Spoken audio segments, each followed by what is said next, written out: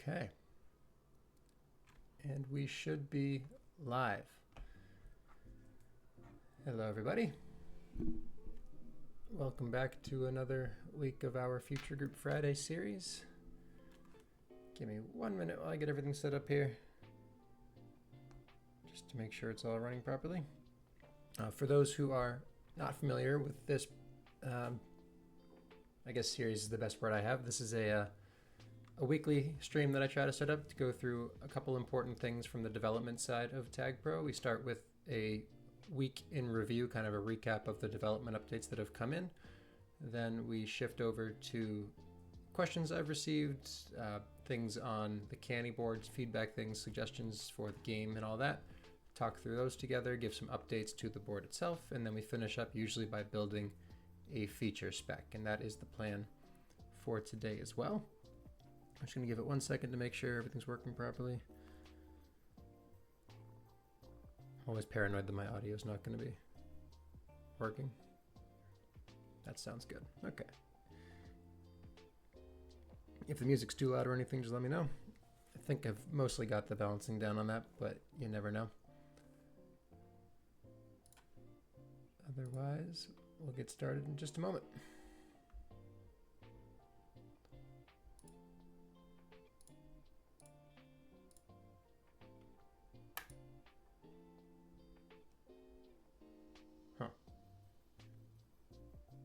I streamed a Majors game this past Sunday, and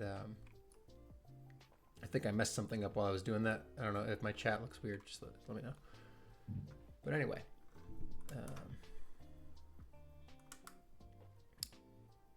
right, development update. Sorry, it's been a weird week for me. I've been most of my past 2 or 3 days have been spent on social media stuff, trying to get the marketing team back on their feet. Made a couple of videos. I don't know about their quality level. It's not really my choice of content, but it seems to be popular right now, so we'll see how that goes.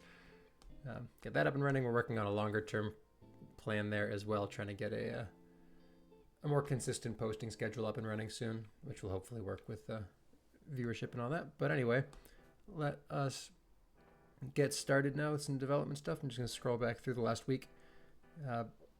Unfortunately and fortunately, we've reached kind of the final phase of the next release. And what that means is we're hoping for a release in about a week or two from now. The exact timing will be dependent on how many bugs we find in our open testing sessions.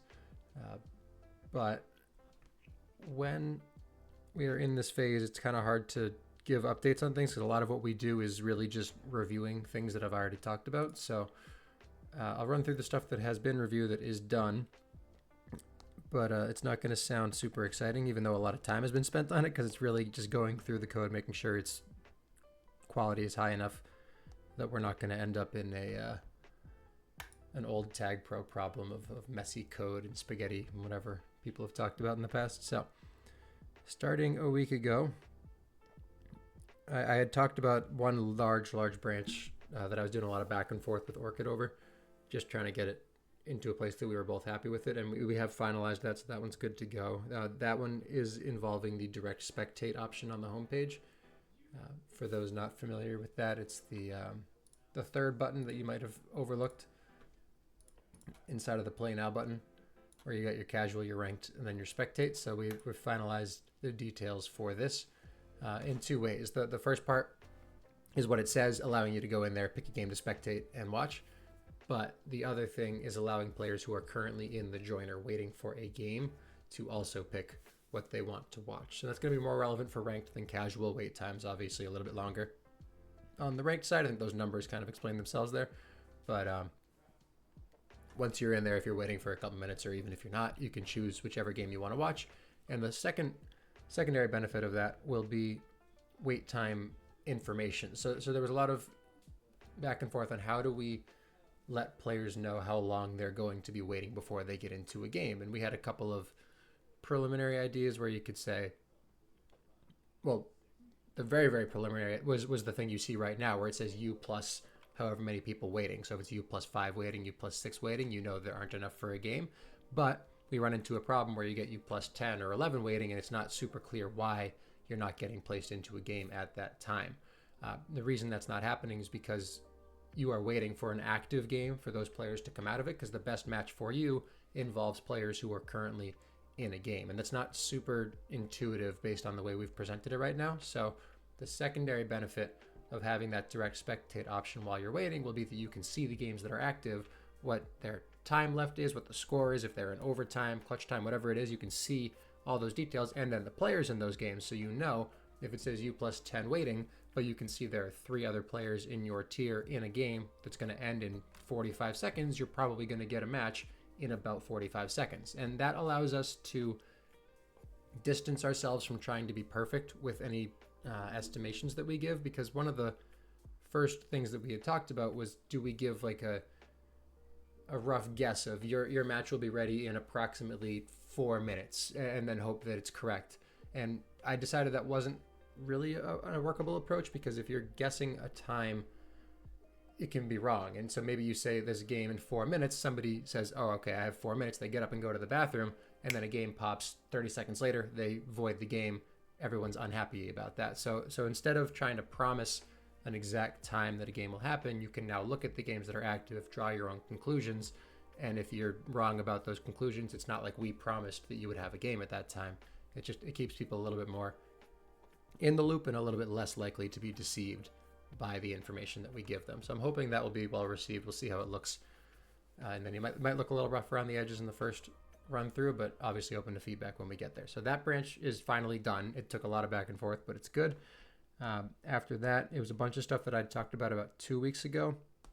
It got reviewed and merged in. Let me just scroll down to that real quick. We talked about this. I can go into a little detail here. So this one was about generating all possible matches. So this came up about a month ago, probably. We were noticing that players in tier 1, and this was happening at all levels, but it was obvious in tier 1, were waiting for games. Like they were waiting for players in a game to end so that they could all get grouped together. All the tier 1 players wanted to play together, obviously. They were waiting for that game to end. The game would end, and then they would not get into a game. And that's like, well, what just happened? Did they get skipped? Is there something deciding their match wasn't viable? What's going on with this? And we found a flaw in the original joiner code written 7 years ago that was only generating about somewhere between 1 and 90% of the possible combinations for the players that it had, and it was just tossing out the rest without telling us that it was doing that. A layman explanation, obviously, but that was a problem. So we rewrote that very core piece of the joiner to actually consider all the matches. That's finally gone into our next release branch.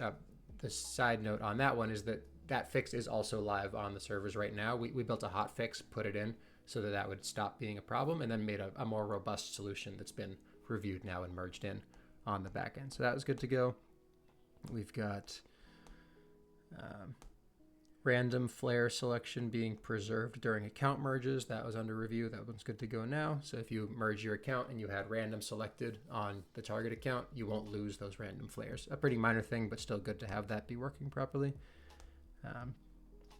A big thing for wait times here was reviewed and merged in, talking about waiting properly for players who are being sent to different places. So right now, I mentioned a couple times already that if you are not in a game and you are waiting for a game to happen or for a game to finish, that is now working. But if a player was sent to a game, like sent to spectate, sent to casual, whatever, they weren't being considered for the time between them leaving the joiner and entering that game, which is about a 2-second window. And if in that 2-second window a game was ready, it would happen and that player would be left behind. And sometimes that player who was in that 2-second window would have been a better candidate for a game than somebody else who got in. And so that was creating a bit of a weird timing issue. So we've decided, and this is now merged in, that players who are being sent to a game for those 2 seconds, in those 2 seconds, they're being counted as in game. And that's not the name that we use on the back end, but they're added into the player totals of players who will be ready soon, but are not ready now. And so if there's enough of those players together, it will wait for them to get wherever they're going, know that they're eligible, and then they will get the game that they're supposed to get. So a small tweak in terms of code, but a big change in terms of how we're actually handling things. It should improve wait times and limit the number of players getting skipped for games they should be in. Question from Graham: did you fix the crash the server from too many combos problem? Yes, we did. And this was more of a math thing than anything. We found a faster way to iterate through all possible combinations. So if you have, say, 10 people, it's 2 to the n possible combinations. So 2 to the power of 10 for 10 combinations is how many potential arrangements of those 10 players you can have. And that was too many when we initially put that fix in. It crashed everything. We found that if you use bitwise operations, which I'm not going to get into right now, it can go through much, much faster. And then we found additional ways to narrow down who's being considered so that it pre-filters out players who are never going to be eligible, and we maximize the number of players considered at 16. So now instead of it taking about 2 to 15 seconds to run through everybody, it can get it all done in about 45 milliseconds, which is going to work totally fine on the back end. So all's well in terms of raw computing power on the servers. So yeah, the wait time thing was good. Counting players just sent to a game is done. That's merged in.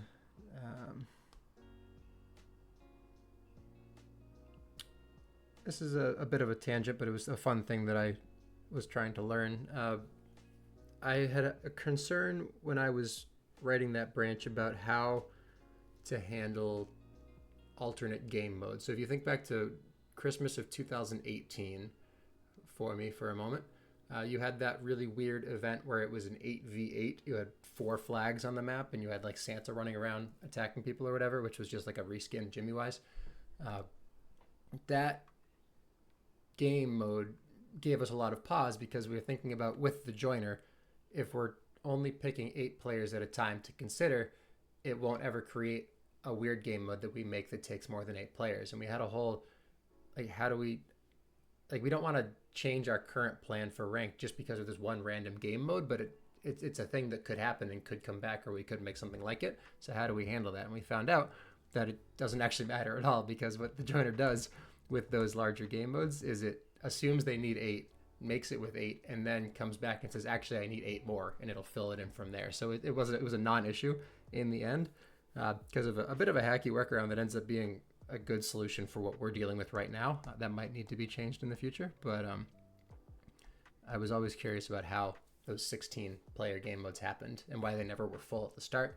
That's why they were never full at the start, because it was only putting 8 players in and then adding the rest. So that was all good to go. A couple of tweaks with account resets and deletions, talking about we had an internal policy change, and this is also front facing, but if you are playing ranked and you delete your account or you merge your ranked account into another one, currently, or before about a month ago, you could just create a new one and start over from scratch, and you'll see the player at the top of the ranked leaderboard right now did just that. Janoon only has a 1-month-old account, even though he's been playing for a long time, because he deleted his account and then created a new one and got to the top of the leaderboard. That was obviously not our intended approach to players wanting a reset. So we have a fix where if you delete your account or you merge it in, you are ineligible for the remainder of that ranked season, and we'll make sure the players are aware of that before they confirm that a merge is happening. So that's done, merged in, good to go. We've got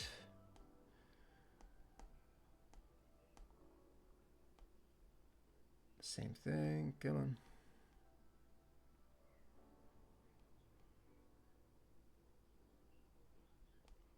Just some minor tweaks for waiting checks, making sure the players aren't waiting longer than they're supposed to be.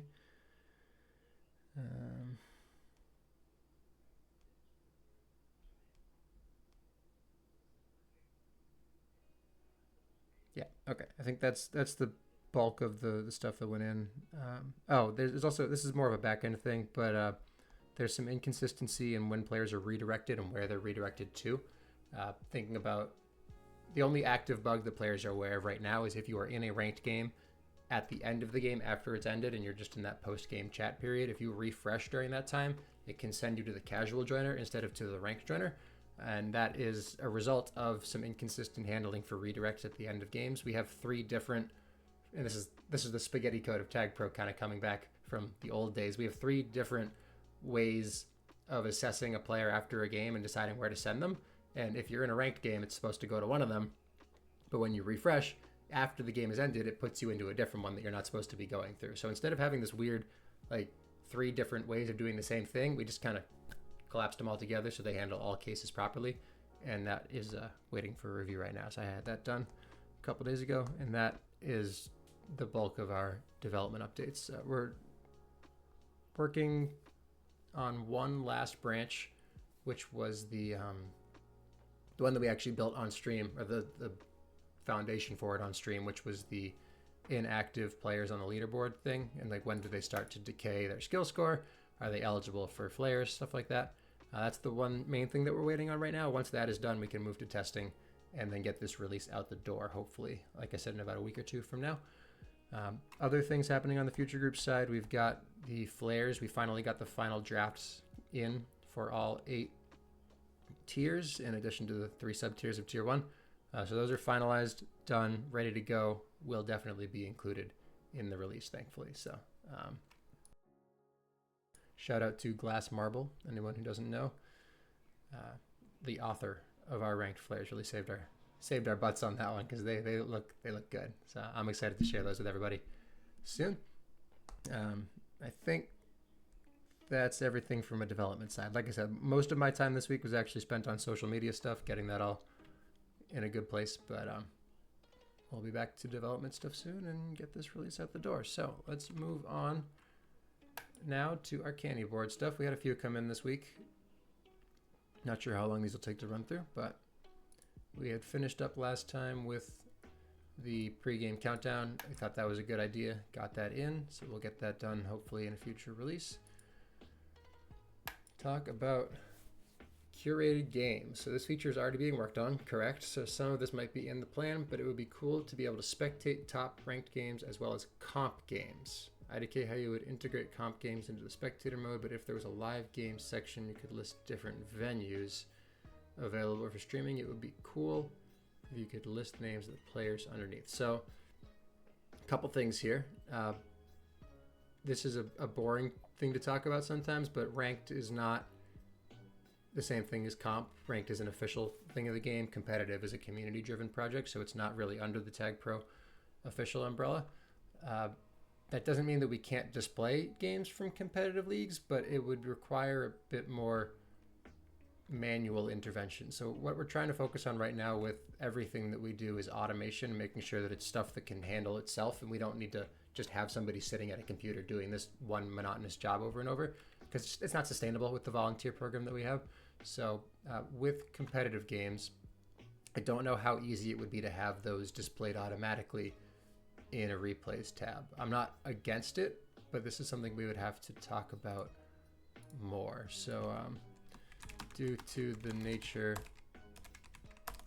of competitive games and their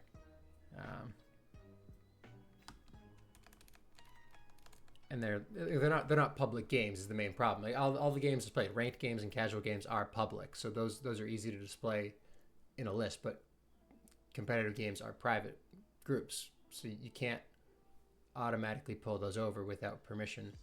And then in addition to permission, you would need somebody manually marking it as a ranked game, because even for the leagues right now, we have like the information hub.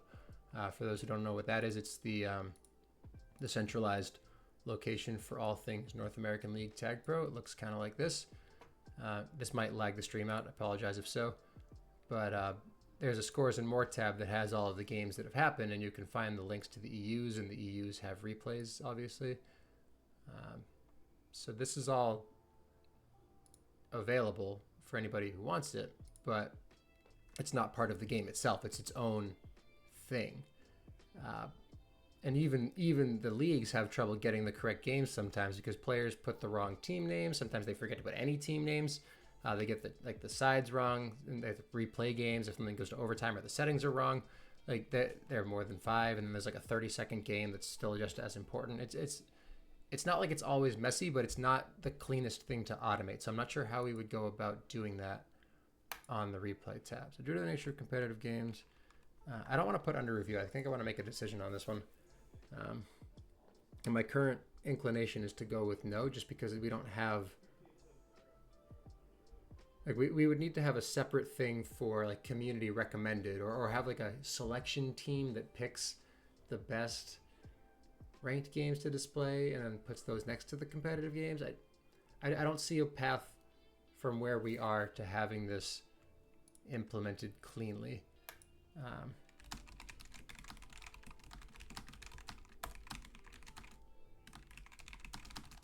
So require a degree of manual intervention and upkeep that is not viable for the current state of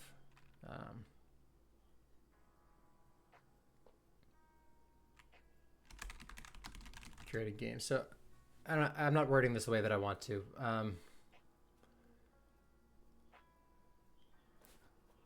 Our current focus is on automated processes and the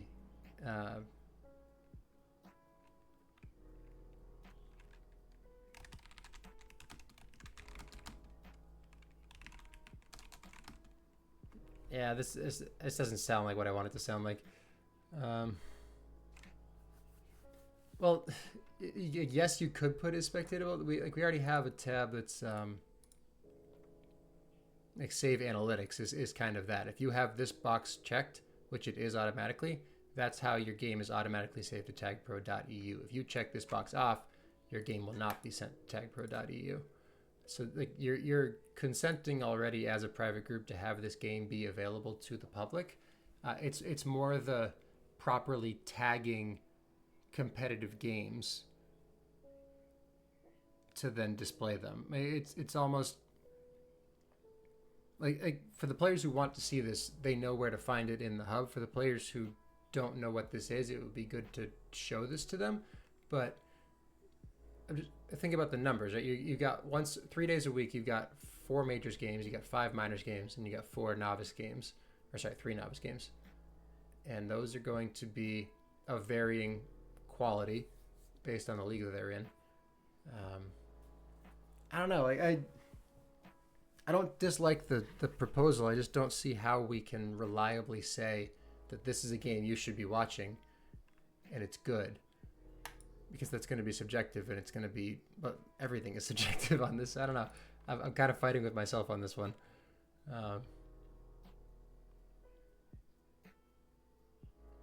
Different venues. Yeah, we can't do that. That's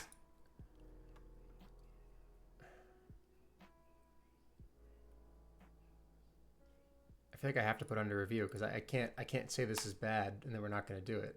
I just don't think that we can right now. I'm just going to leave it at this.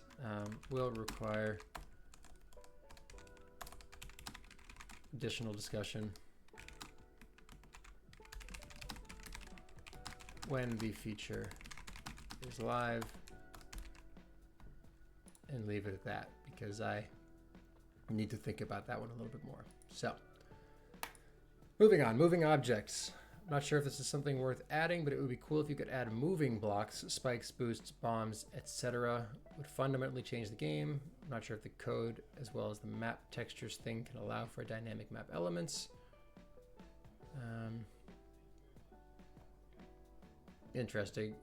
My first thought with this one is Tag Pro Next, because one of the core changes to Tag Pro Next was moving spikes.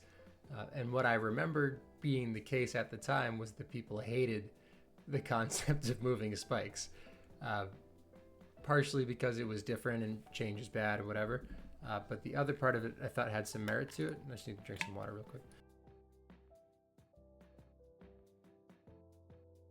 The other part that I thought had some merit to it was that people didn't like a random element in the game. So if this suggestion is saying that a predictably moving item could be added, I'm not entirely opposed to that. But I know that randomly moving things are very much frowned upon and not a thing that we want to be going for. So the question really here would be, how does this work in the map maker, and how do you show that that thing is going to move at some point or at some interval? Like, is there a way to do that? Like, the only dynamic elements we have right now are things like your gate tiles or your power-ups. Technically they're there or they aren't, diffused elements, but gates are really the one thing that changes state, but it's not moving, it's always staying in one place. I think the code could support this. I mean, it supports the ball moving, so I don't see why it wouldn't support anything else moving. I'm just not sure how this would be an improvement. Let me back up a step. Thinking about a new feature, what is the goal of the feature? Is it to progress the meta? Is it to give map makers new things that they can use to progress the meta? Is it to fix something getting stale? This isn't a problem that I think needs to be addressed. I think the state of maps right now, what they are missing, you could argue is more elements, and you could put this in that category of more elements. But when you add more elements, what you are really doing is you are increasing the complexity of the game, opening the opportunity for a new meta. Think about your team portals is a good example here, where it's a thing that is not drastically different from what existed already, but it does allow for different things like the neutral flag base. You can take away the green gate in the back of the base in favor of a team portal. Like, that changes the meta slightly, and it makes the game slightly more complicated, because you have to, if map makers do it correctly, you have to find a different way of handling that same situation now. So with moving elements, it's kind of the same thing. You're making things a little bit more complicated, but why? Like, what? I don't really, like, that's where I kind of get stuck, is what does that actually improve in the game that needs improving right now? I'm not sure that there is an answer to that question. And if I'm missing something, let me know in the chat. But yeah, I think my inclination is to go with a no on this one, but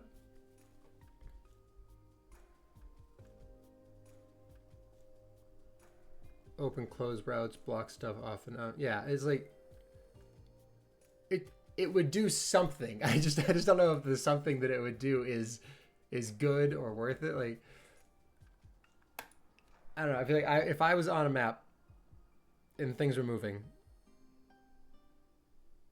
you'd have to know when they're going to move, where they're going to move to. You'd have to have a way of showing players when and where they're going to move in the texture of that element, because again, you don't want random things. I don't see it. I'm sorry, Garrett. I don't see it. New elements. Spike rail. Different paths could open. Yeah, like do you like a wall that like goes away? Like, it's not moving necessarily. That's just toggling.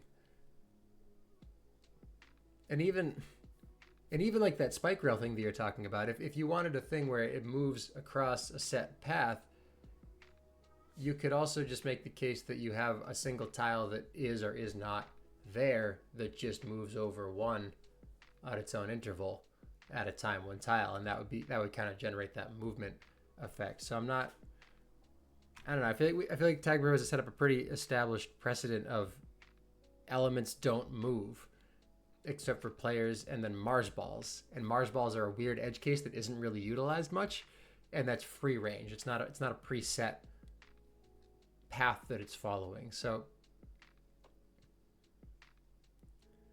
yeah, I don't know. I feel like this is not like it's not a bad suggestion. I just don't see a way for this to integrate with the game well as it is right now. So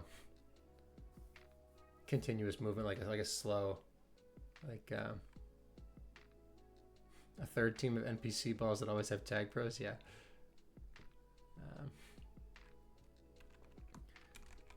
New tile types are planned for the future.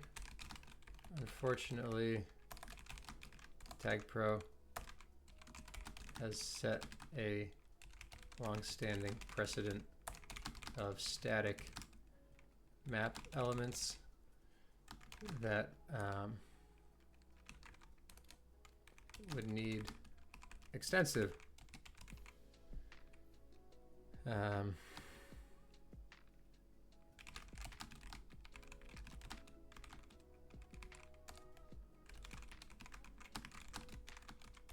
nothing dynamic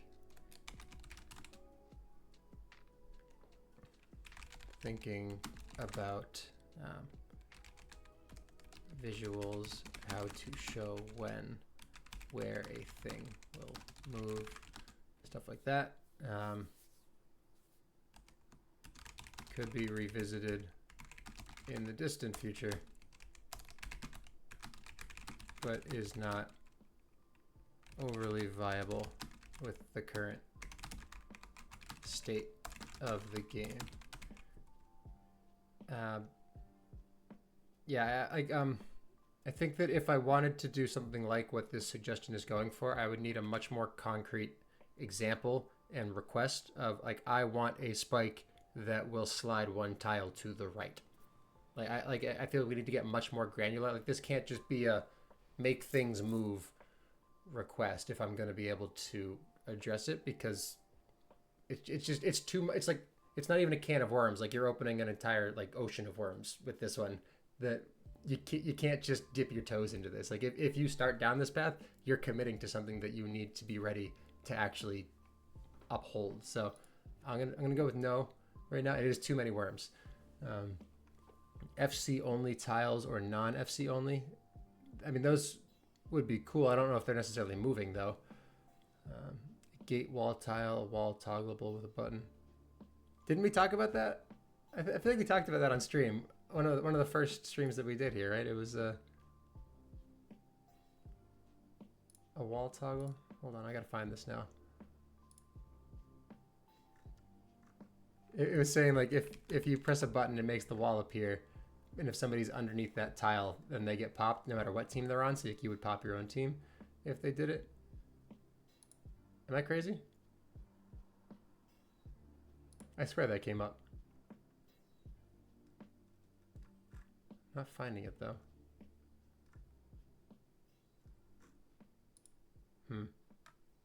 Great, you're my only hope here. I'm pretty sure this came up and you were there for it. But all right. Anyway, I'll move on for now. Have a list of completed feature requests. It would be cool to see the progress and impact of the community. Well, boy, do I have news for you, Garrett. We have on the board that you submitted on the ability to sort by completed.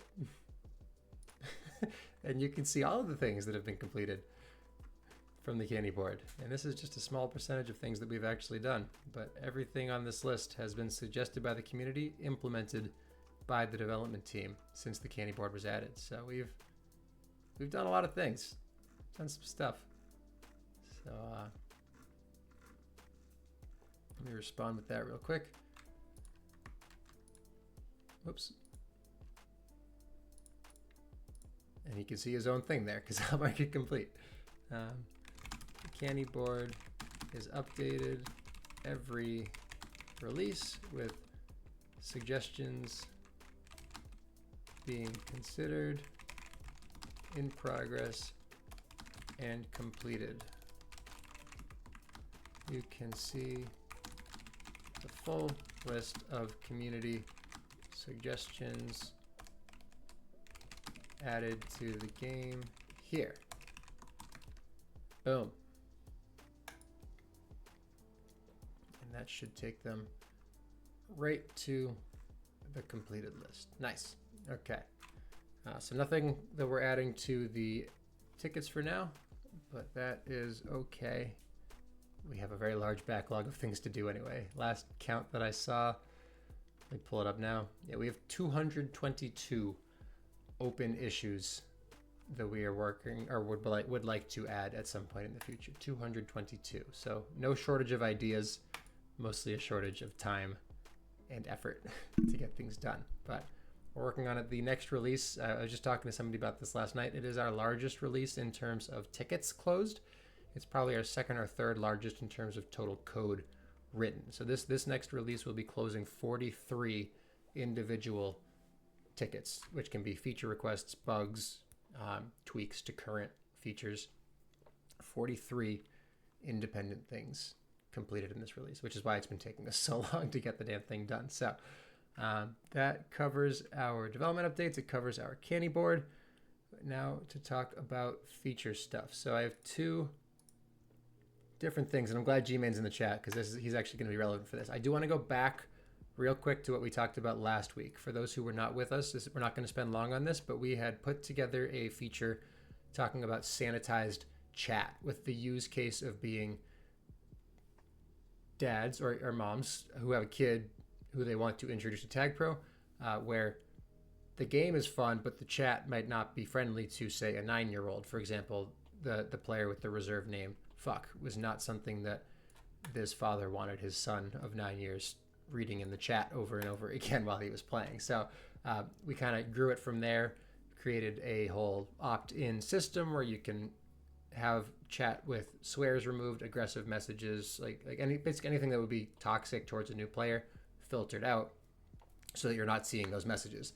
We had a whole secondary problem of how to fix the names on a scoreboard, because if a name is problematic, you want to remove that name, but you can't just have a player with no name, because then how do you talk to that person? And so we had a whole thing with that, and I'm happy with how we landed on it. We decided that we were going to remove letters from the name until it was no longer breaking the filter, essentially, and we're good with that. Nothing to that needs to change. But what I realized later on that we forgot to do was handle the other parts of the site. So we handled in-game, no problem, but we did not handle things like the leaderboard tab. And it's funny because I had just gone through that list and I found that player's name on the list, and it didn't even cross my mind that they would still be seeing this name on the leaderboard. So we just need to really quickly clean that up and then decide what to do with group chat, and then we can move on to this week's actual plan for features. So we said front end, we said back end. This is more under the front end, but it's outside of a game. So on the leaderboard, filter name. Like, would you do the same thing, I would assume, or you take the letters off the same way they are filtered in game on the scoreboard. And then the other one was group chat. So it's two-part question here. The first question is, do you just say chat is chat, doesn't make a difference if it's public, if it's private, if it's a message that has a swear in it, just remove it because this player opted into that? Or do you say players in a private game, they are with players they chose to be with, do you remove all filters from the chat that they are receiving from the other players in that group? Because if they don't want to see that chat, they can just leave the group. And I'm leaning towards the first of those two options. I just wanted to throw it out there before I committed to that and move on with it. And if anybody can think of other places that there is chat, obviously let me know. I think we don't need to worry about things like maps. I don't think there are any swears in our map names, but just thinking of like the competitive tab. Like none of this has anything that's problematic. I mean, there are some names out there that aren't great, but if we're filtering the leaderboard and then I guess the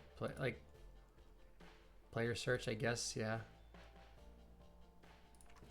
I feel like in this one you do have a little bit more freedom to say the name is hidden and then click to reveal it or something like that. Do you? Yeah, I'm not going to worry about the feedback tab. That's really getting into the weeds of it. I don't think most 9-year-olds know what the feedback tab is or have to worry about what they're doing. Looks like two agreements with me that the first one might be the better solution.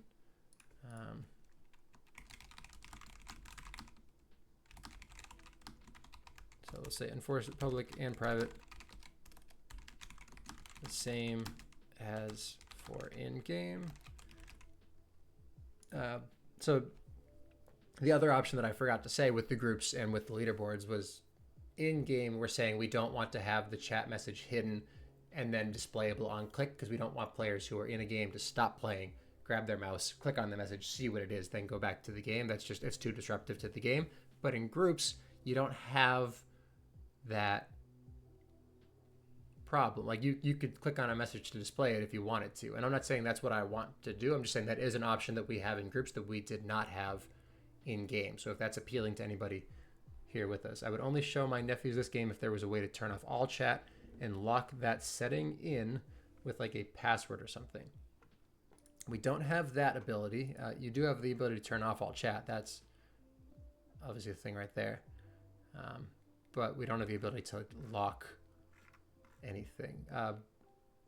We could probably add that. I don't. it would just be like a cheap little password thing. It wouldn't be the most like we use Google Auth, which is super secure. Like I don't have access to your Gmail password or anything like that. Uh, if we did have a parental lock thing, Tag Pro would have access to the password that you use on that, which I don't like storing passwords. It's not a thing that I want to have liability for. But if players know, like we'd have to update the privacy policy and all that. But that's a pretty minor thing. So we could do that if that would be helpful for players. Throw a suggestion in on the candy board there, and we can chat about it. But I think even though I just talked about that option in groups, I'm not sure that I want to do it. I think that, like G-Man was saying, like Grant was saying, if you opt into having this chat filtered, just filter the chat everywhere. It's the easiest solution, and it covers everything. So I think that's fine. Time for you to dig into some hashing and so. Yeah, no, I know we know how to like safe practices and all that. That's not the problem. It's more just having to keep track of them at all. Not ideal. If we don't have to, but yeah. Anyway, we could have it behind your login again, where you have to confirm your Google Auth a second time to, if you enable like a parental thing, actually, I think we got something here. So if you click save settings right now, obviously it saves your settings, but if you had like a require login for password or require login for settings change or something like that, and it wouldn't apply to like your joiner settings or anything that's like a, I guess what would it apply to and what wouldn't apply to? That's a bigger thing. I think you'd have to do all or nothing, which would be kind of a pain. But also, this is such a rare use case that it's not really that critical to pick and choose things. I don't know, Soju King, what do you think about that? If you just had a setting to require login to change settings, and then every time you tried to change something, it would just require you to log in with your Google account that you use. It would be the exact same thing that you use to log into the game already. Yeah, most people this would be like a very specific use case for a small subset of people, but would that cover what you're talking about, Soju King?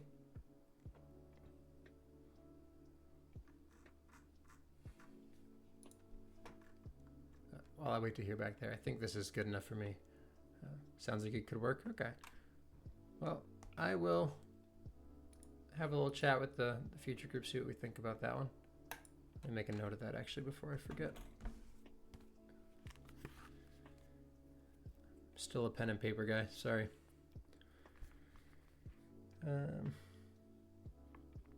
Google Auth for settings change. Thinking like a parental control type thing. Okay. Good thoughts. Thank you for coming back to that one. I'll shift gears to what we're actually doing this week. And hopefully G-Man's still there. Oh, he's leaving. We were going to talk about stats. That's okay. I've had a long conversation with G-Man about this. So, for those unaware, there was a loose initiative started about a year-ish ago to try to make some stats that were more comprehensive than just your typical prevent, returns, power-up, stuff like that. In the process of doing that, the scoreboard had some major changes to it. For those who don't know, if you look at the scoreboard right now, and you've probably all seen this, but it's easier to just show what I'm talking about. If you look at the scoreboard now, you've got your score, you've got your O, and your D. And these were loosely based on the niche stats, NISH, all caps, used for the competitive leagues. They're not exact copies of it, but it's basically taking your stats, putting them through a formula, and then deciding your offensive and your defensive performance, and then your overall score based on those numbers. And so, pile of DVD logo simulator games. Yeah, I told you I was working on I told you I was working on social media stuff. Don't look at that too closely. Anyway, so we got these changes. In the process of making these, we added 2 quick stats on the back end. One was, I think, flaccid grabs, and one was good handoffs, if I'm not mistaken, in neutral. And those stats exist. They're currently on the player object. I think you can access them with scripts, but they're not actually considered for anything on the scoreboard. And the reason for that is that they were the start of a thing, but they were not the whole thing that we were trying to do. And so this next level stats idea was going to be adding in a bunch more features and then using all of those new stats that we had to make a better statistical analysis that actually would be worth something, as opposed to saying that I'm the best person in this game when I really was okay in the on the whole. Like I was getting a lot of stats, but I wasn't really playing all that well. So one thing G-Man and I have been talking about that I was hoping we could break down a little bit more on stream today was how could we create a stat line, or we'll just call it a stat for the sake of the conversation. How could we create a stat that would show if you are in a good position as a defender when the other team has the flag?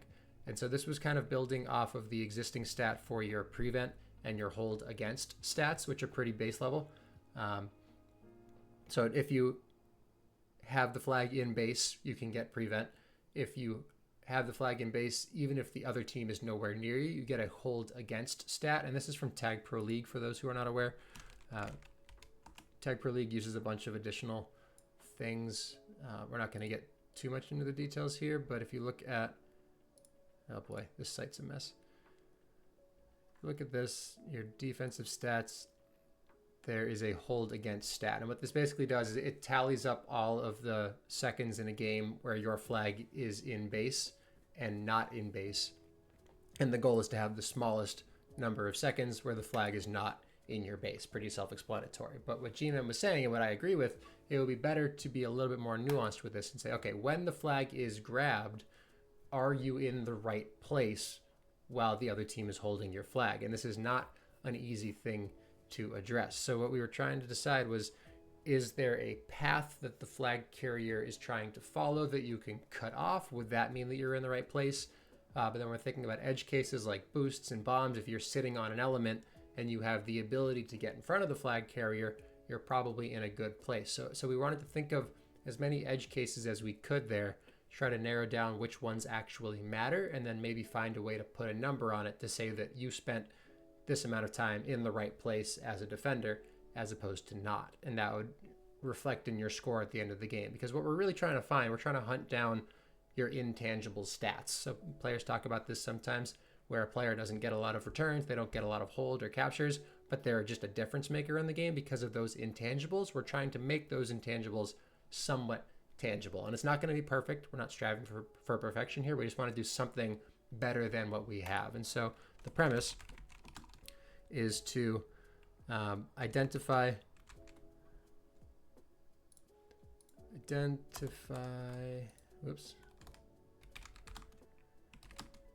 define intangible stats for reflection, wow, typing today, in future scoreboard calculations. Example is going to be that staying ahead stat that G-Man was talking about.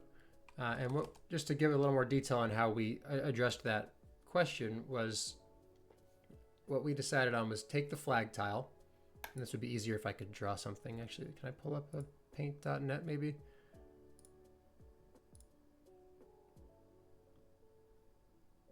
I'm going to try something on the fly here. Let's see if I can do this.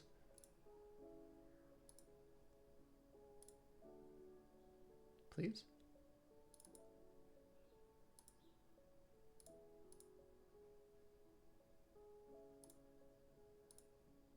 It's not going to work.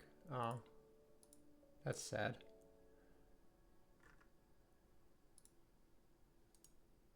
Hold on.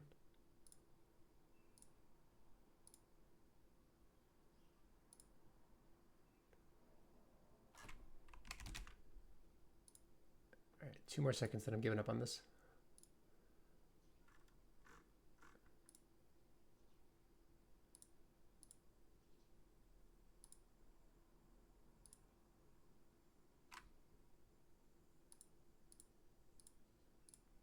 Nope, okay, can't get it to work, whatever. We will revisit that later. But basically, it's saying that if you have the flag tile, and then you have your flag carrier, can you determine if there's a path between the two of them that you should be on? And so what we decided was a straight line is not encompassing enough to cover all cases, but if you had a cone between the flag and the flag carrier, kind of like a vertical, and then it's coming in, that would kind of cover the path that you could be on and still be in the way of the flag carrier. God, I really wish I could draw this. I'm sorry. I'll try one more thing, actually. I changed my mind. If I do this and then I change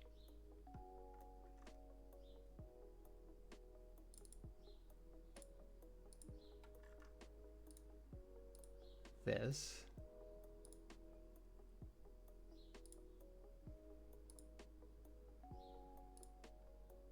Oh, I might have something. Can you guys see the, no, it's just not showing my canvas. What? Very close to fatal shadow theory. I'm gonna need you to elaborate on what that means.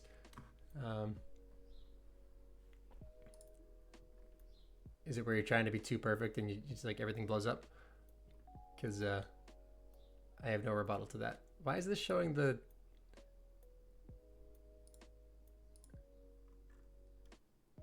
It's showing the whole thing, but not the actual canvas that I...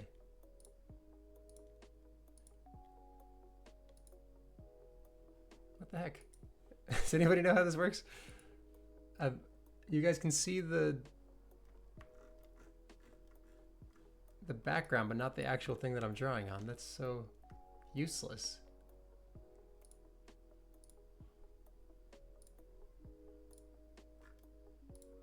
Hardware acceleration thing. Biggest intangible for defenders. You can't cap if you're ahead. Yeah.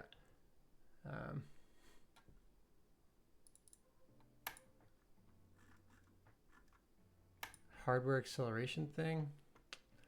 I don't think so, because it's got the display capture. Maybe if I...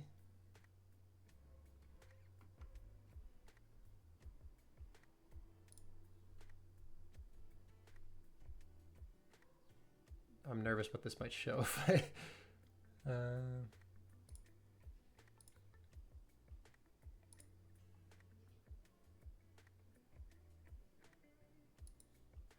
No. All right, I'm gonna give up on this because I don't want to show all the other stuff going on my screen. Oh wait, I got it. Ha! Never mind, we're good. Boom. All right. So, where was I? We've got a map, and it doesn't matter what the shape of the map is. Let's just go with, I don't know, pilot. Boom. You've got your flag tile here. You've got your flag carrier here. And the goal is for them to get to the flag tile, obviously. So what we were saying with G-Man was if you take your flag tile and you take the top and the bottom points and you make a cone, and that cone goes to the flag carrier, any defender who is inside of this cone is theoretically in a position to stop this flag carrier from capturing.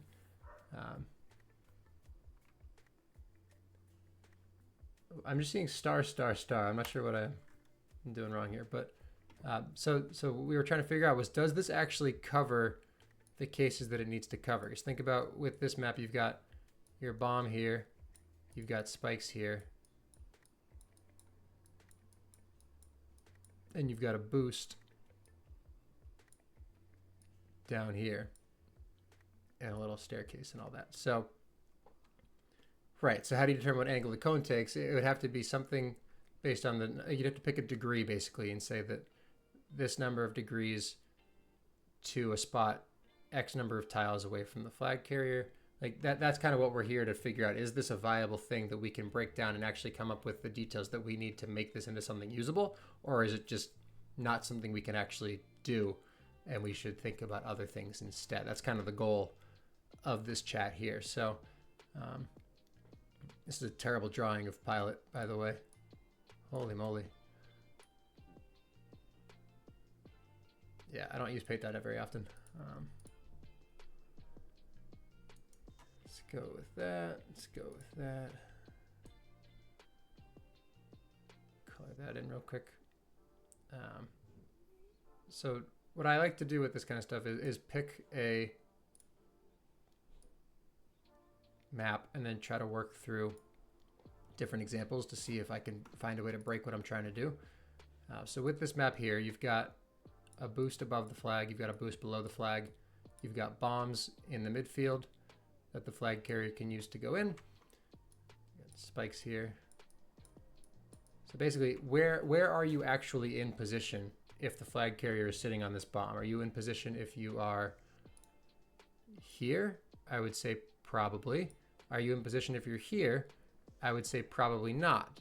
But if you are here and you are sitting instead on a bomb, like one of those mid bombs that they have, if you're sitting on that bomb, are you in position? I would say still probably not, because you're not going to beat them on the reaction time into the flag tile.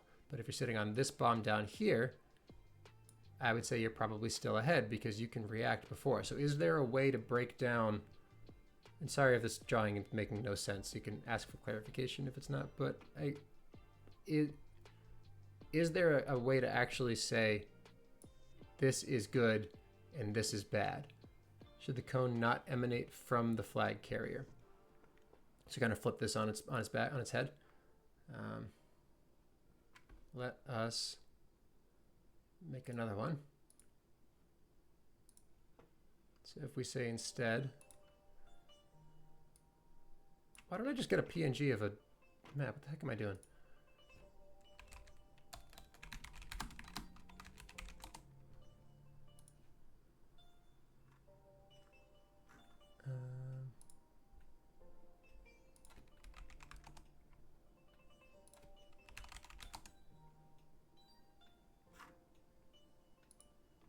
That might be the wrong version, but it doesn't really matter. Bring it over. What? Is it tiny? Oh, it's tiny. What is that? Oh my goodness, why is this so difficult?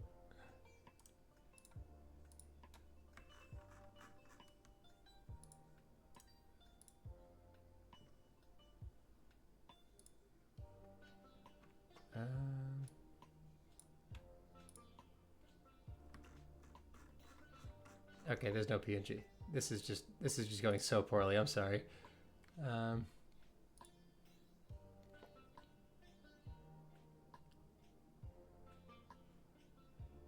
is there no way to? All right, we're just gonna get a different map. Screw it.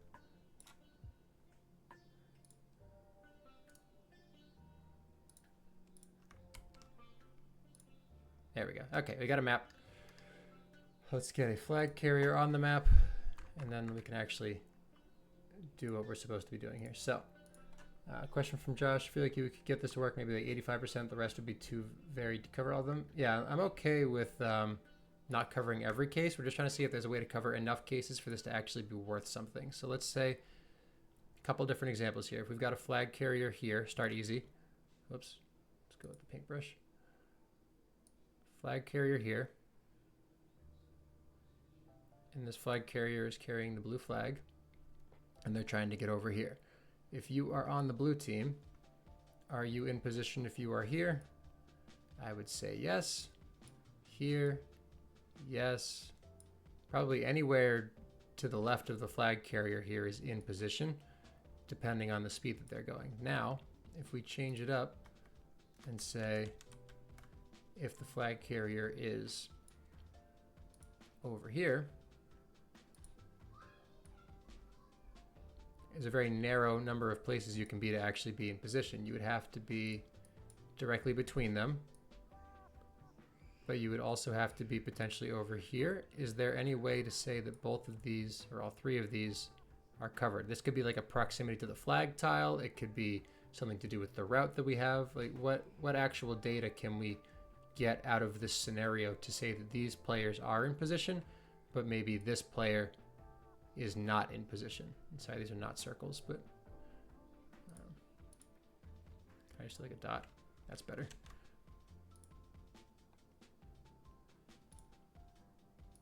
Yeah, that's good. impossible to define this guy down here. Because if you are drop data too close to the flag, like saying as by the time the flag carrier gets to here, stop counting this, is that kind of the thing? Like do you only consider it when the flag carrier is over here? Because if you say, okay, flag carrier is over here, what's in position? I would say this is in position. Anything over here is in position. Is this in position? This one's not. Like, what is... If they're close to flag, they are ahead automatically. Like, you'd have to say a certain number of tiles around this, so maybe there's a radius, then that radius is always inside of the... always considered ahead? Is that what you're saying? It's like draw a circle that's like 5 or 6 tiles around the flag kind of thing. Well, you can be on anti and that's fine, but you shouldn't be getting stats for being ahead. Like, not every stat has to be covering everything that you can be doing. It's supposed to cover things that you are doing. We've invented OD prevent.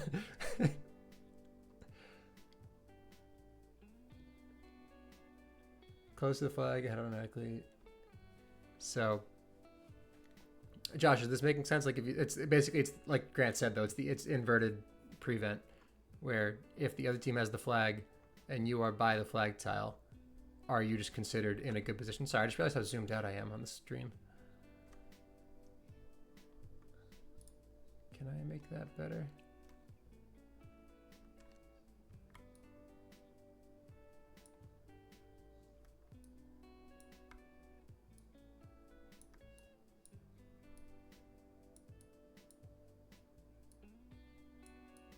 There we go.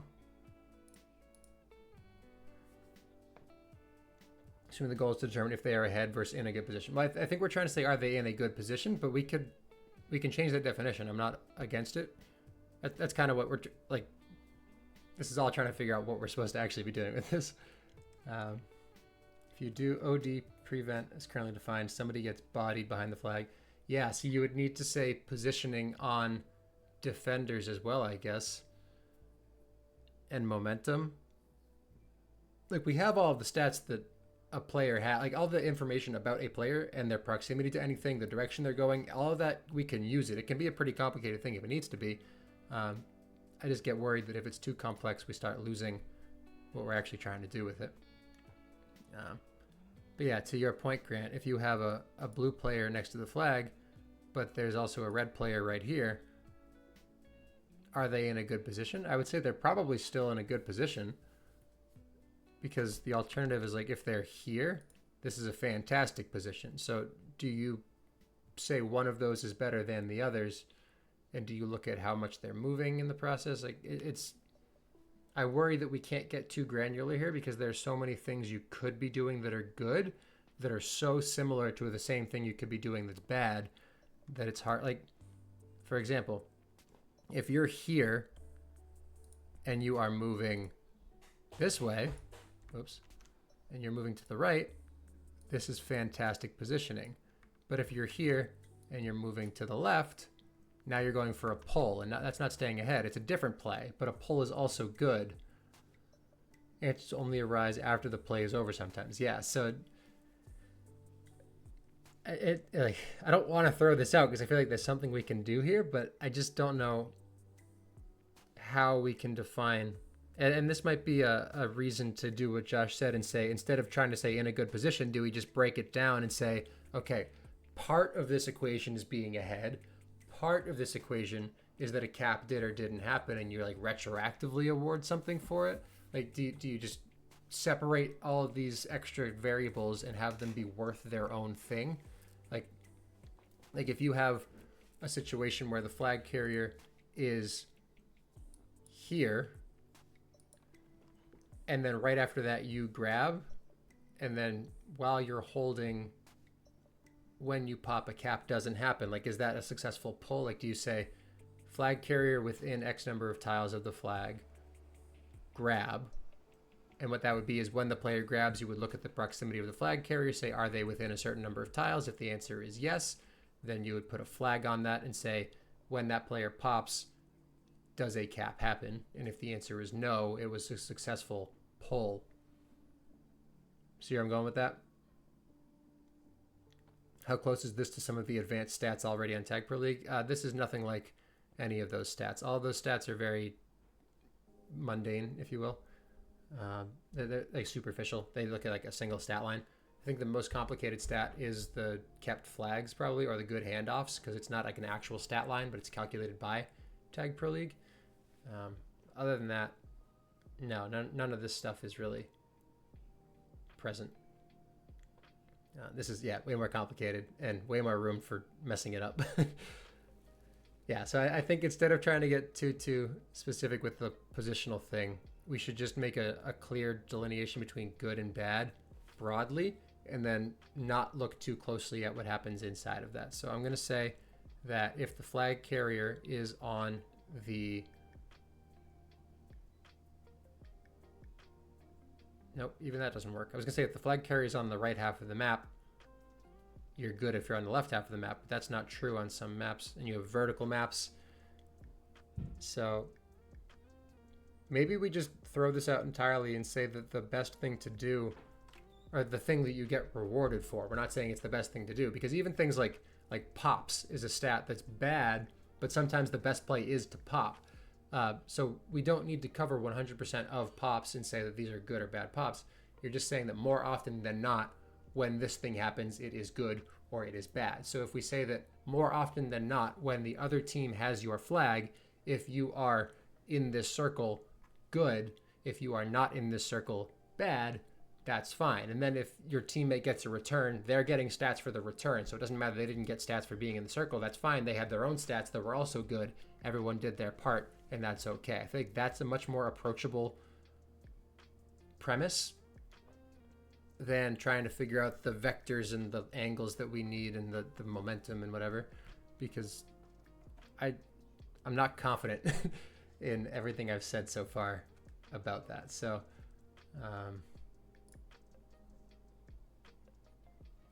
what's going on here? What is this?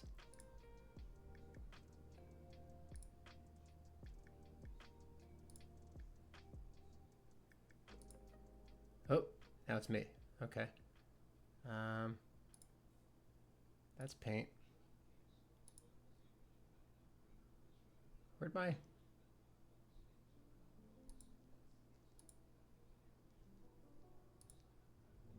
Google Doc go? Is that it? No.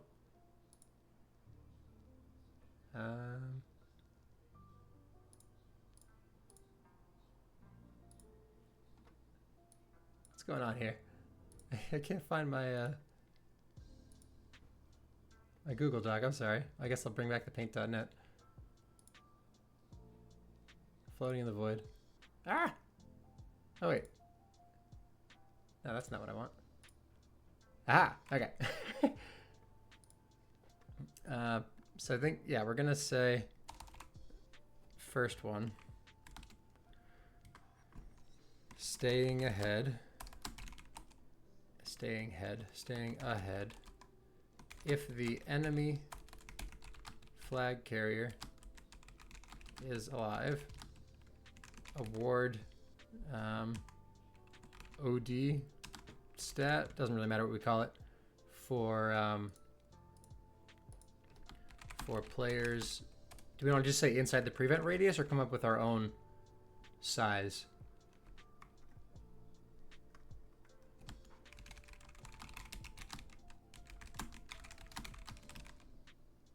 Close to the flag, basically. But what about that is special? Is it that they're just kind of close? Because the prevent radius is pretty large. It's like 7 or 8 tiles, if I'm not mistaken.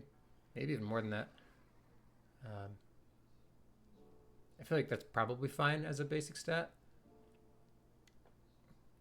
And then this isn't really a next level stat, though. We've just made prevent, but for offenders, which is not super fancy.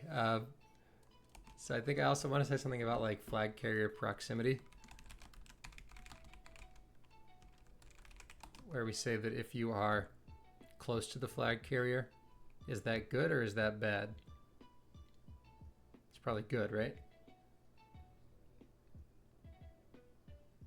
Objectively ahead, like you consider. Yeah, that's what we were trying. Yeah, so that's kind of what we were getting at before, Josh. That was let me pull this up again.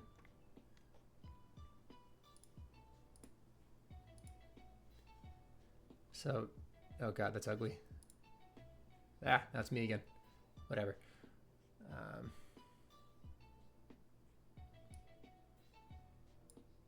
Nice. Okay. So the whole cone thing falls apart though on larger maps. Like if you take a what's that? Stop that. I don't know what I'm doing.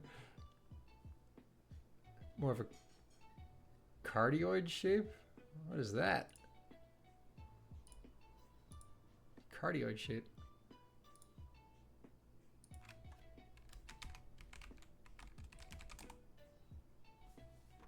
Ah. One of these guys.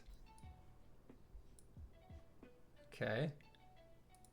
So you're saying your flag carrier would be in the crease here, and then everything in front of that is good.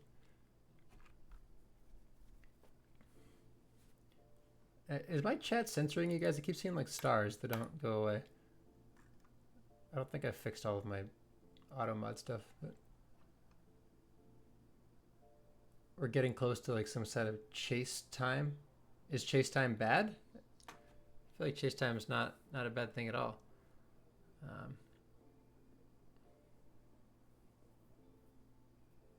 Not seeing anything weird. Well, what did you in your last message, Grant? You said star does have some chase time on here.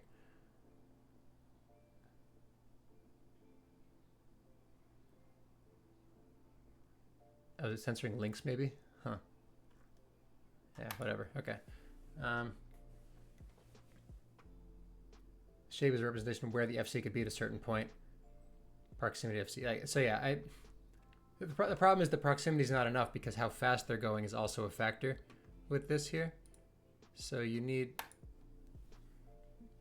to know how far away they are and then how much each one of them is moving if they're on an intersect. And I think that's where your cardioid shape could be viable, where you say that if the flag carrier is at a certain location, you can take the direction they're moving, their velocity in that direction, and you can assess where that shape will be at each time step in the future. And you could say if the player with their direction and their velocity is going to be inside of that shape, would you count that too?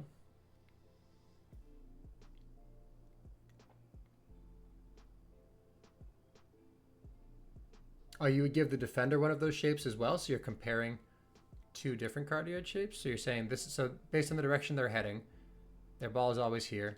They're always going toward that bubble, essentially. If there's any overlap in their circles, like does it have to be a large overlap? Does your ball have to be all the way inside? Because it just is the shape the thing that has to overlap at all, and the ball doesn't matter if it's overlapping. Like what's actually being assessed there? I feel like we're close to something here. I'm not sure. Okay, I'm also not sure. Have to see it. Yeah. Well, can I mock something up here? Let's get a simple one. Copy that real quick.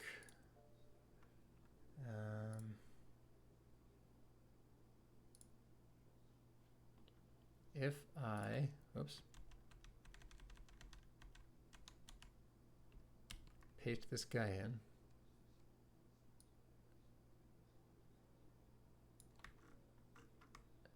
I need a better way of selecting this shape. Let me,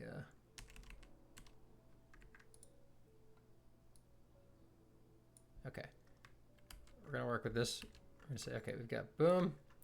We've got this thing with them. Is it like this? Like, how big are you envisioning this shape? Are you pointing it at the flag tile? What's the angle that we're taking? Like, is it in front of them targeted? Is it like a big shape? Is it a like where could this player be based on their current direction? Okay. So let's just say for the sake of this that the player is sitting on that boost. They're looking down about here. And we're saying that is their shape. Is that kind of what you had in mind? Whoops. I gotta put this out of the way. Hold on. I need to add a layer. There we go. Okay, we're saying that's there. It's big. It's there. You say, I guess. So if they turn, it turns. Yeah, so their current velocity, or the current momentum, let's draw a line for that. So there are some scripts that help with this, as Josh is referring to, where it just shows the direction you're going, basically. So we're saying if this player is currently going in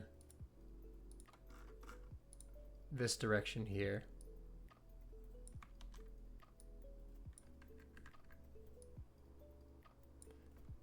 that if we overlay this shape with that direction that they're going in, it will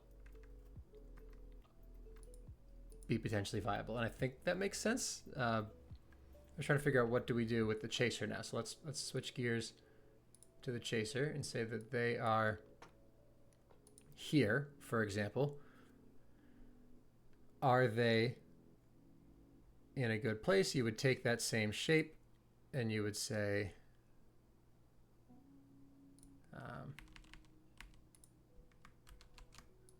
okay, I have this person. This person is moving down and to the right, maybe.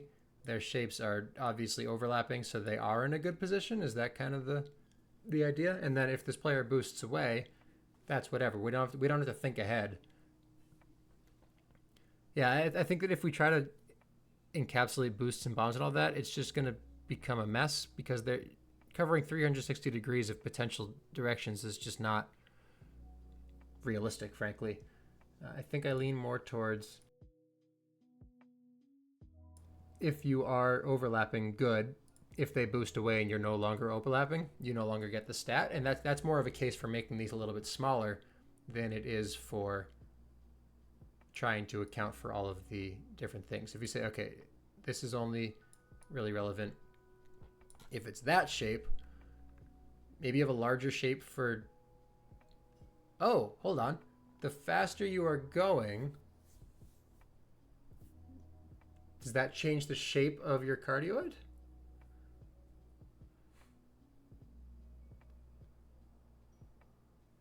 Yeah. How does that work? It would have to be elongated. Like if I'm going fast and I'm going forward, let's just change the example here for an easier. Actually, let me get rid of this thing. I don't like this. I'm gonna add another layer.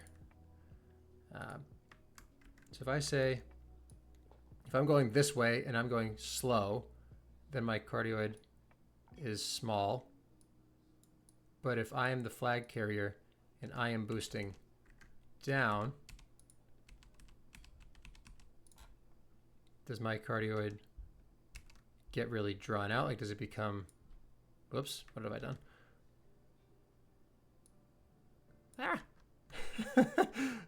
What have I done? You know what I'm trying to say though, right? It's like, it becomes, I can't do this. Oh my goodness. You know what I'm trying to say.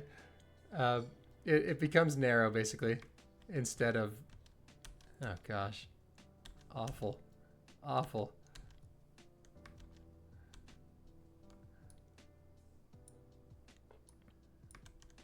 Whatever, you get what I'm trying to say. It would be drawn out and it would be much more narrow, and it would be I just really want to do this. I don't know why I'm so stuck on this.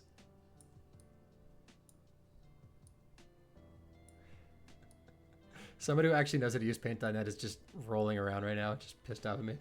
We're just gonna do that and say, okay, it's stretched out in front of them, and now you need to overlap with that. So it would be the same area, but a different shape, or would you increase the area?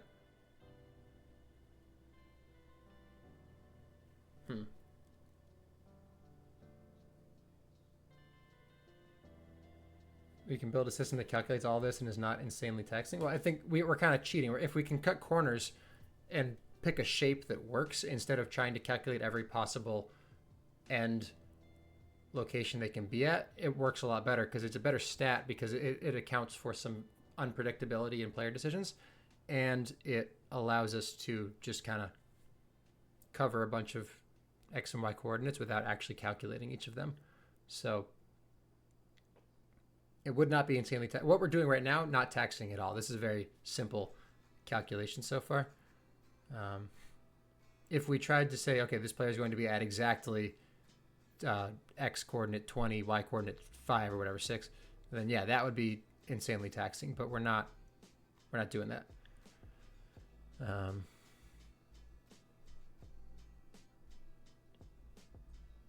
So back to our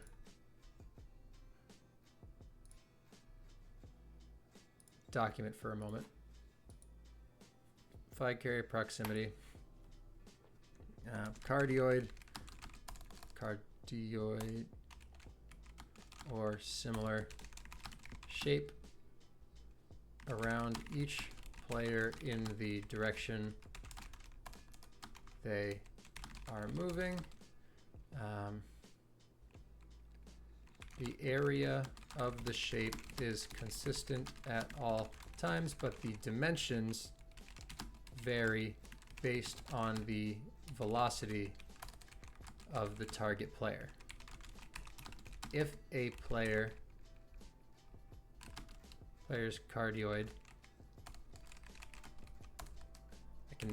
this is a weird word to me. If player's cardioid overlaps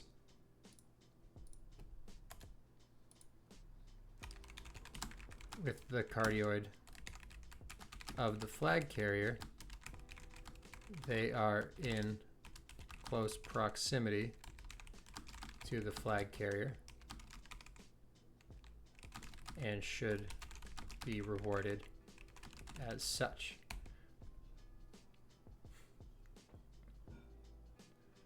The time it takes them to come to a stop at X velocity.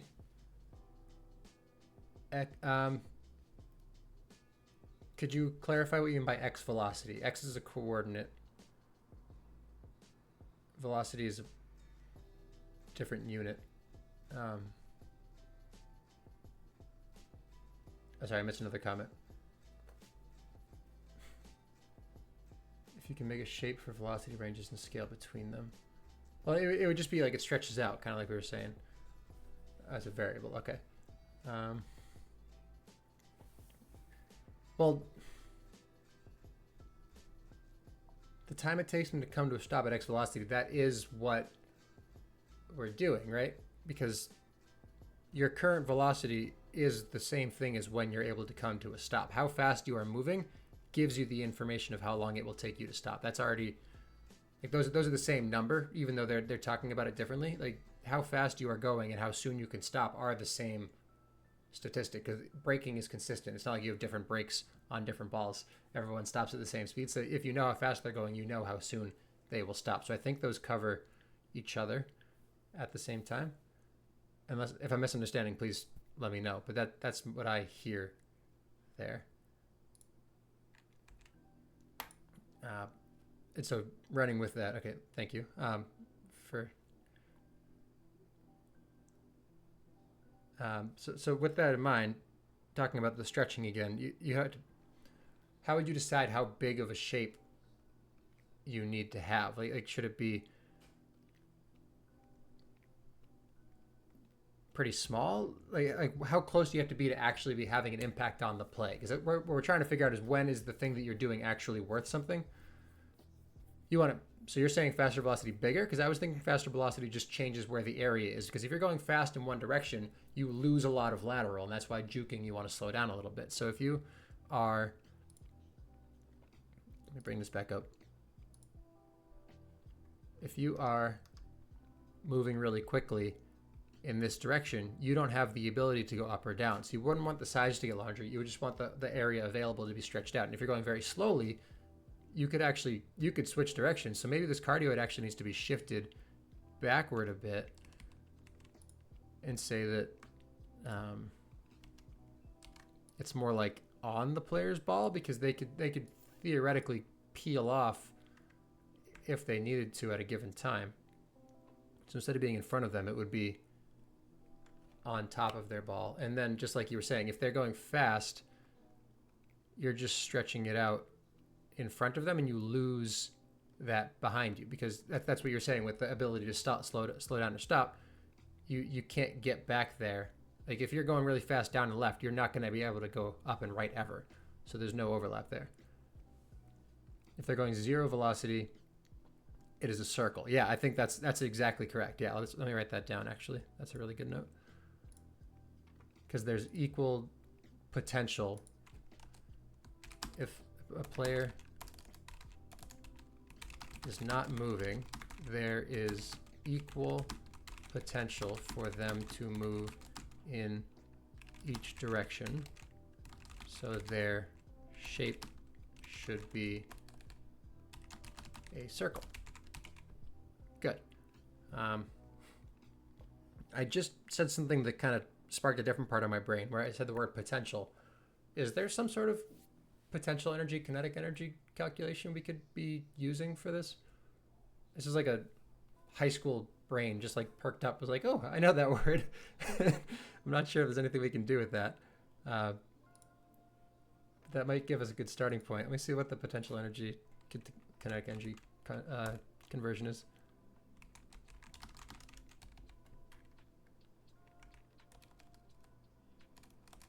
Potential to kinetic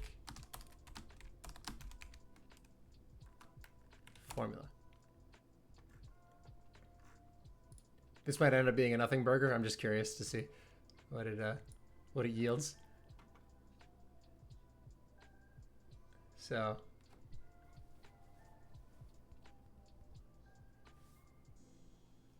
uh, 1/2 mass times volume squared. We know, or sorry, is that volume or velocity? Sorry, velocity. You would need gravity, yeah, but can you just assume a constant gravity in all directions? Like it's, I guess the potential would be if you're currently moving.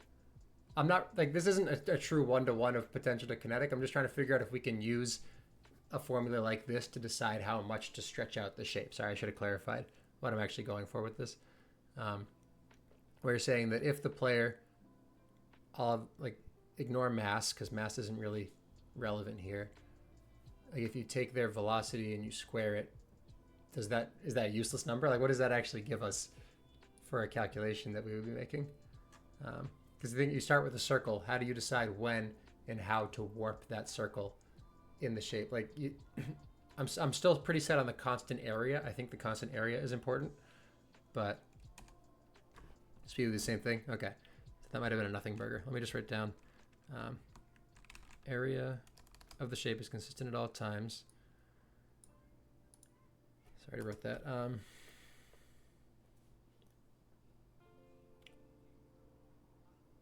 I'm just trying to envision how does a circle warp into a cardioid?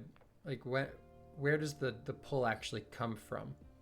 Like I'm trying to think about if I had a circle, how am I distorting that circle to make it into a cardioid? Which is easier to show if I pull up like if I have a circle.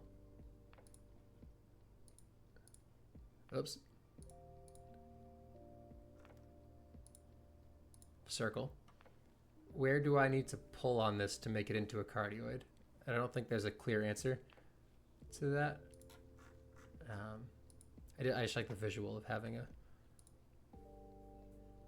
I'm not sure the area doesn't change. Like if you pull it from here to kind of carve out that little butt shape. The circle's only as big as the ball is. I'm not sure I agree with that. I think it had to be slightly larger than the ball because it's not that you're touching them, it's that you're applying pressure to them.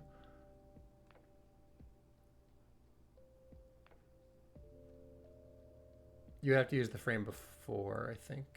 No, you could do the current frame. Those would be pretty similar numbers anyway.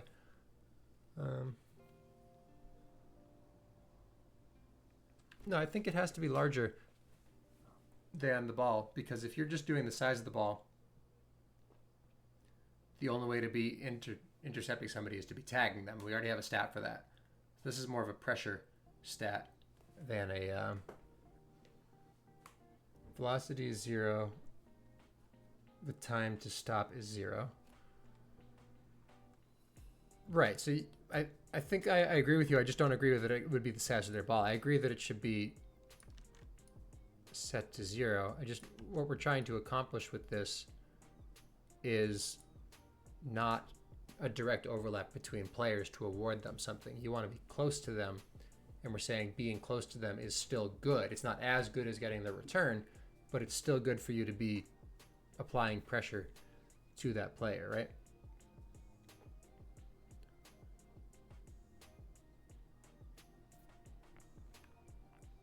And so, as soon as they start to move, well, actually, let me look up what's the area of a cardioid. That would be a good starting point.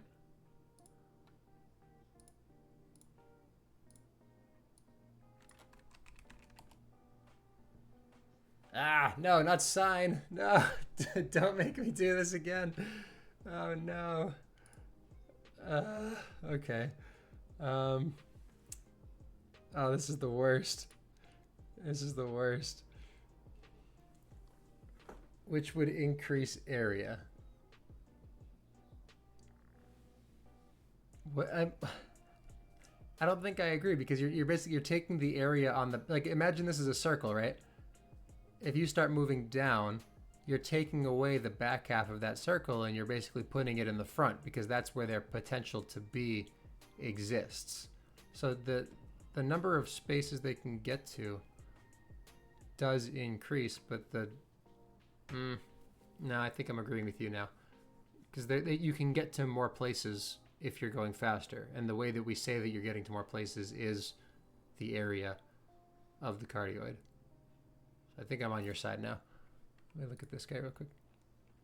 Like this is what we're basically trying to do. This we want to know if you start here, how do you calculate this? This is actually a really good example of what we're trying to do.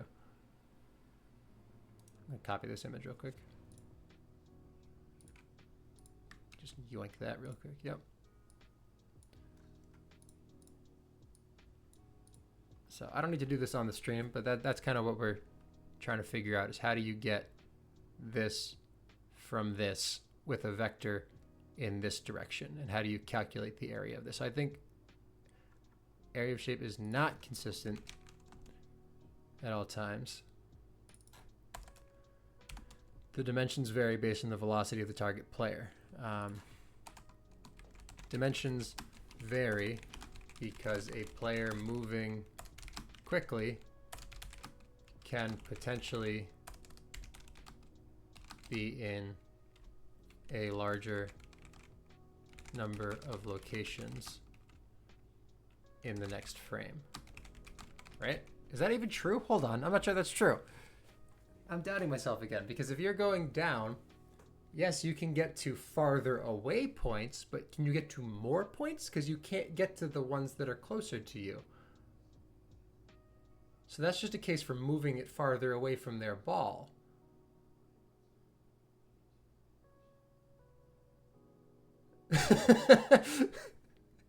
Grant.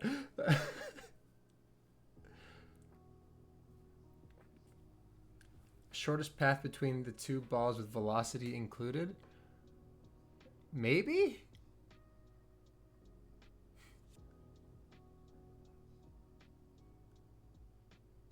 We want to know if you're pressuring the flag carrier is kind of what we're trying to get at.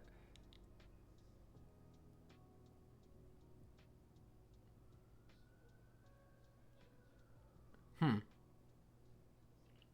gonna be honest, my head's starting to hurt a little bit. This is stressing my capabilities for the day. I got 5 more minutes and then I'm gonna call it. I think that's. I want to talk about what Sojourn just said. So you just want to calculate the shortest path between two balls with velocity included. I don't think that's what we want to do, because if I come back over to our display here, like the direction that you're going in is relevant, but it's not. Like if you just take this and say, okay, this player's going, what? This player's going this way, and this player's going this way. They're going to collide here in theory, but they're never actually going to collide because of the boost here. So what we were trying to say instead was this player has a shape, and this player has a shape. Are those shapes overlapping to say that the places they could be have some overlap? Not that they definitely are going to overlap, but they are threatening enough that if the flag carrier does not make the right decision, they would pop, which means you're applying pressure to them. So it's more than just velocity.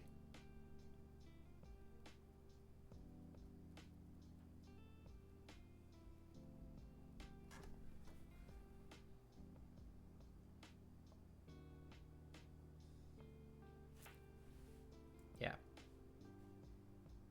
And I feel like we're onto something. I can't get over the hump right now.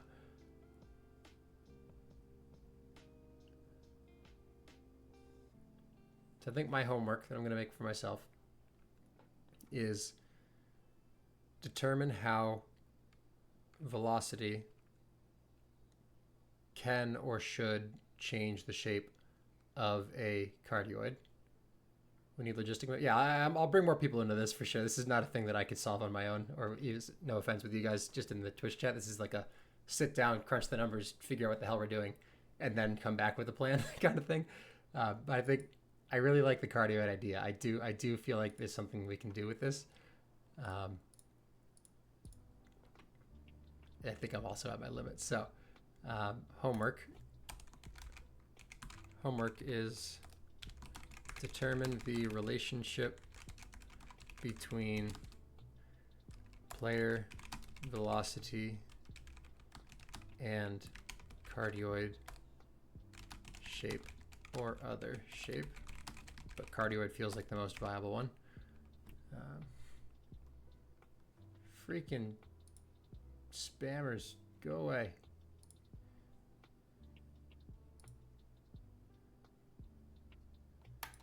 Yeah, so figure out what the relationship. So I think what I'm going to try to do is I'm going to make a slider attached to a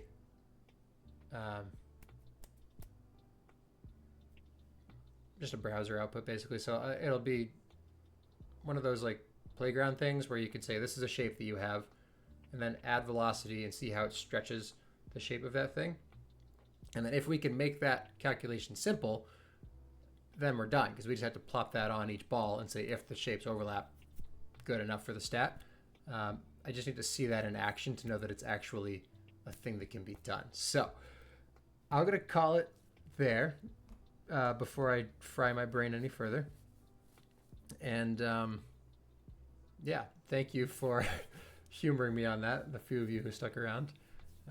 Anybody who made it this far in the recording, props to you. But current plan for the next few days, we're just again finalizing that next release. If you have any questions about that, feel free to reach out. I do want to start up soon a kind of like a questions box kind of thing where people can anonymously submit questions and I'll answer them on stream. I'll probably get that set up for next week, but hopefully it was clear. If not, I'll say it again. If you have anything you'd like me to talk about on stream, just let me know. I'm happy to go through whatever. But for the next at least month, I think I'm pretty consistent with the 1 o'clock Friday schedule. I'll try to get some competitive games streamed in between those as well from time to time. But otherwise, thank you for tuning in. Have a nice Friday. Have a good weekend, and I will talk to you soon.